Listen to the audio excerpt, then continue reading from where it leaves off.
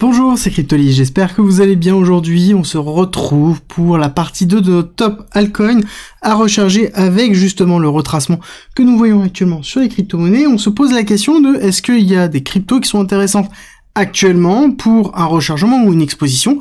Bien évidemment, faites votre propre recherche sur les différents projets que je vais vous proposer et prenez en compte que nous sommes peut-être au début d'un retracement qui peut être beaucoup plus profond et donc forcément, faites bien attention à votre exposition pour ne pas être surexposé pour limiter justement l'impact sur votre capital. La partie 1 de ce top vous sera proposée à la fin de cette vidéo. Donc si jamais vous l'avez loupé, à la fin de la vidéo, vous pourrez directement la regarder. Prenez aussi en considération le fait que ce sont des exemples de crypto, ce sont les altcoins qui m'intéressent, dans lesquels ils sont dans des ranges intéressantes, dans lesquels le projet pourrait être intéressant, mais ce n'est que mon avis à moi. N'oubliez pas de faire vos propres recherches et de contrôler bien votre exposition à ces différentes cryptos.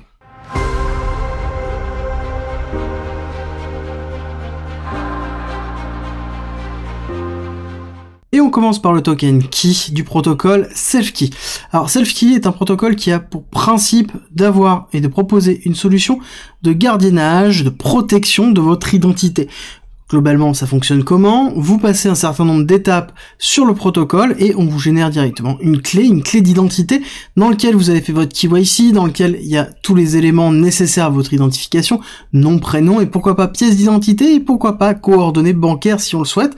Tout qui est stocké directement de cette façon est protégé via la blockchain, dans lequel il n'y a pas besoin de pouvoir faire un nouveau KYC. Vous pouvez prouver qu'il y a un KYC qui existe. C'est un gros avantage. Actuellement, ils sont quand même tournés énormément sur le métaverse, mais les utilités qu'il pourrait y avoir par la suite sont suffisamment intéressantes pour s'intéresser au projet et à le suivre, surtout que la market cap est relativement faible. Donc ça veut dire aussi market cap faible égale justement risque important, donc on fait très attention à son exposition. Actuellement, on se trouve dans une phase de retracement suite à une grosse accélération que l'on a eue, phase de retracement qu'on considère déjà bien effectué, étant donné qu'on est passé à 0,5, donc on est repassé dans la partie discount de ce mouvement effectif sur le retracement de Fibonacci. On est en train de se diriger doucement et tendrement vers le 618. Pour moi, la target que j'aimerais bien avoir, c'est le 786, étant donné qu'on a eu ici un gap de rupture sur Binance en weekly. Donc pour moi, ce serait logique d'aller le combler et d'aller retester 786, qui pourrait être un bon prix à aller chercher à 0,046 si on souhaite s'exposer à ce projet-là. Faites bien attention, lisez tout et comprenez bien que c'est une market cap petite. Ensuite, on a STX, la crypto-monnaie de Stacks. Alors Stacks, c'est un projet aussi qui est très intéressant, qui a pour le but d'être Ethereum, mais sur la blockchain Bitcoin. Voilà, tout simplement, c'est une surcouche à Bitcoin qui permet d'offrir de la programmabilité. Il y a plusieurs justement protocoles qui sont en train de travailler dessus, et Stacks en est un que je suis et qui a en fait un certain nombre d'avantages, notamment dans sa facilité d'utilisation et dans sa facilité de déploiement, qui pour moi lui donne quand même une certaine longueur d'avance, mais ça n'empêche qu'il y a plusieurs autres. Mais c'est intéressant STX maintenant parce qu'on a eu une grosse rupture haussière dernièrement, donc qui nous a marqué justement la fin d'une accumulation existante, et on est dans la partie de retracement effectif et on est en dessous aussi du 0,5, donc on est repassé dans la partie discount avec potentiellement un retest du 618. Pour moi, j'attendrai encore plus bas, hein. Bien évidemment, étant donné que je suis déjà exposé dans la partie basse ici, j'aurais tendance à me dire 786 voire 886 me semblerait une bonne zone de rechargement dans lequel je comblerai justement cet imbalance qui se trouve là.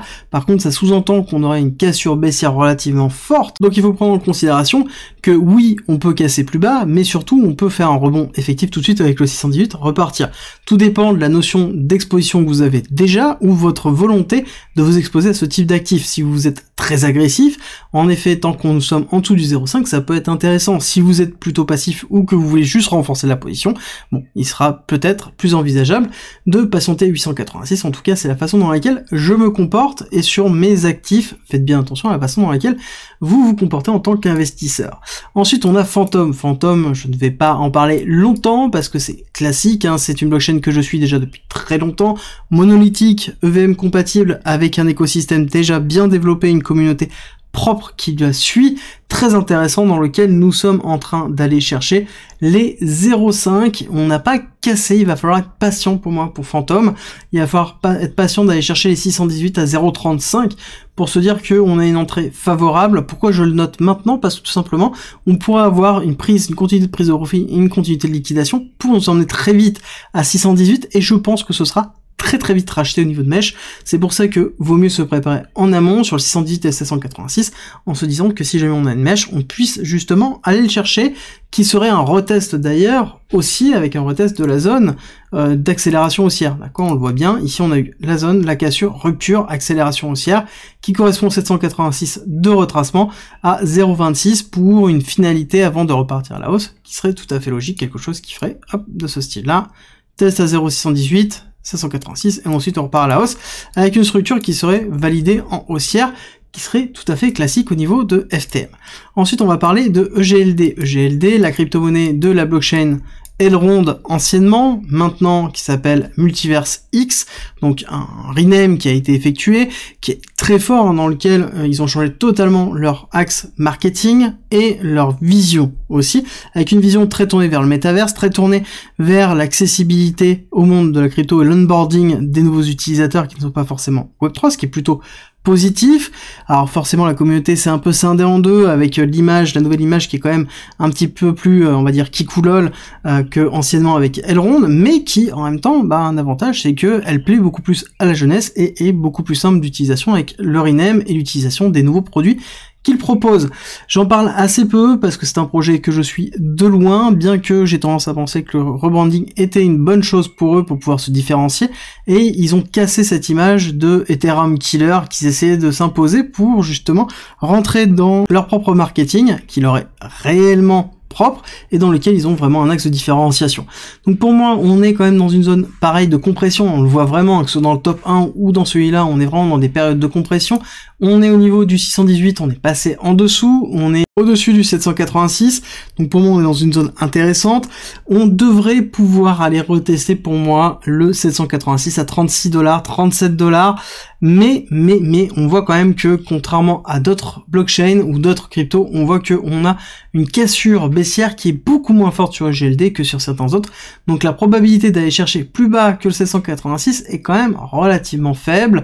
Il va falloir suivre, je sais qu'on va avoir quand même pas mal d'annonces sur Multiverse X, et pour rappel, il souffre encore du rebranding, forcément un rebranding met du temps, et c'est logique d'avoir des difficultés le temps que ce rebranding se fasse, et je pense que le timing qu'ils ont eu avec la fin de l'année 2022 pour le rebranding était juste parfait pour la prévision de 2024. Ensuite nous avons GRT, The Graph, très important dans l'écosystème crypto à l'heure actuelle, dans lequel c'est un indexeur. Globalement ça sert à quoi? Ça sert à comprendre, structurer les données de toutes les blockchains, parce que forcément chaque blockchain a sa façon de structurer ses données, va avoir les différentes données qui sont stockées à des endroits différents, donc il faut les connaître, et GRT, The Graph, propose de prendre toutes ces données-là, de les structurer toujours de la même façon et de les mettre à disposition. C'est un gros avantage quand on développe des applications, mais là à l'heure actuelle, on considère que The Graph a une utilité parce que on a une multiplicité de blockchains qui ont une multiplicité de technologies. Que va-t-il se passer justement dans une schématique où on va se retrouver dans une seule ou deux technologies qui deviennent en fait une forme de norme? À ce moment-là, l'indexeur n'aura pas forcément d'intérêt, sauf dans la valorisation des données structurelles, c'est-à-dire que quand on a beaucoup d'informations, le fait d'avoir un indexeur qui permet de structurer des données autrement et surtout de faire une présélection des données gagne énormément en préférence. Donc voilà, pour vous donner un petit peu The Graph, pour moi c'est un élément essentiel maintenant, et ils sont en train de se positionner pour l'avenir avec cette notion de structuration et d'optimisation de données.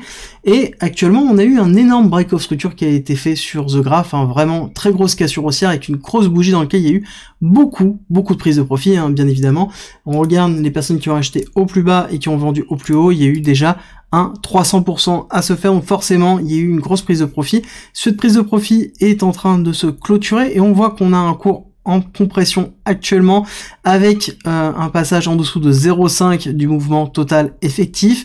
Pour moi, on aurait une tendance à aller rechercher les 618, voire le 786, pareil. 786, pourquoi? Parce que nous avons la zone ici de soutien qui a été relativement fort. Quand on regarde là, cette zone-là, on voit bien qu'on a un appui très fort dans lequel on a fait résistance, rejet, résistance, cassure, support départ. Donc on a vraiment un appel de prix pour moi dans la zone des 0,86 jusqu'à 0,09 dans lequel on pourrait avoir un retour de prix avec une mèche assez rapide. Si jamais on souhaite s'exposer, ça pourrait être une zone de rechargement long terme si jamais on a pris une partie de profit ici pour pouvoir renforcer sa position et préparer une accélération haussière. Et on terminera sur Avax, la crypto-monnaie de la blockchain Avalanche. Avalanche, projet monolithique, très fort avec un écosystème déjà très développé et communauté qui suit vraiment le projet. On a eu un petit break of structure qui a été quand même un petit bout mou du genou par rapport aux autres, hein. On note, parce que c'est très important de le noter, on a eu par contre des belles bougies structurelles, mais on n'a pas vraiment structuré au-dessus.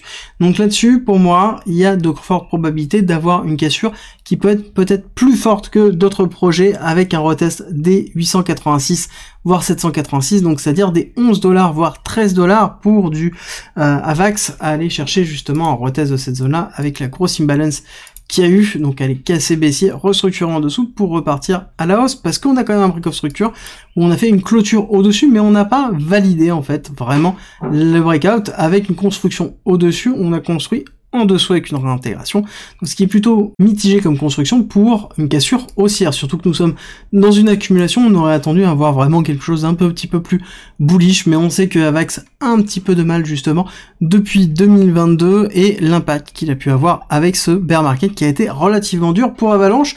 Néanmoins, on sait qu'on va avoir l'Avax Summit, l'Avalanche Summit qui se prépare dans les mois qui viennent, donc comme d'habitude on va avoir une valorisation de Avalanche qui va être un peu plus importante avec un effet de nouvelles et de news, et ça c'est classique. On va terminer sur cette deuxième partie de top. N'hésitez pas à me dire en commentaire les cryptos que vous êtes en train de recharger et pourquoi, et je vous dis à très vite pour une nouvelle vidéo.